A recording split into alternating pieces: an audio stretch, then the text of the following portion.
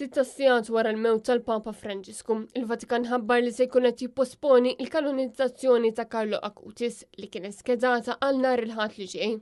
Aktar minn 80,000 żagħżugħ kienu mistennija jinġabru f'Ruma għaċ-ċelebrazzjoni tal-ġublew taż-żgħażagħ. Iżda filwaqt li s-Santa Sede ipposponiet il-kanonizzazzjoni ta' Carlo Acutis, il-ġublew taż-żgħażagħ se jkun qed isir kif ppjanat b'tibdil minimu. Carlo Acutis kien mitkaġun tal-lukimja fl-2006 fl-età ta' 15 sena. Żagħżugħ li kellu devozzjoni kbira lejn il-preżenza reali ta' Ġesu fl-Ewkaristija u kien twieled fl-1991 f'Londra u għex f'Milan. U wara li fl-età ta' 7 snin irċieva l-ewwel tqarbina ta' kuljum baqa' jattendi il-quddies. Id-devozzjoni tiegħu kienet ta' ispirazzjoni biex il-ġenituri tiegħu iduru lejn ir-reliġjon Kattolika u biex il-koppja tikkonverti u titgħammed. Madwar id-dinja teżisti devozzjoni kbira lejn dan il-beatu żagħżugħ, devozzjoni li nfirxet sew anke f'Malta. Sissa sakemm ikun elett Papa ġdid ma tistax tiġi konfermata id-data ta' meta se ssir il-kanonizzazzjoni.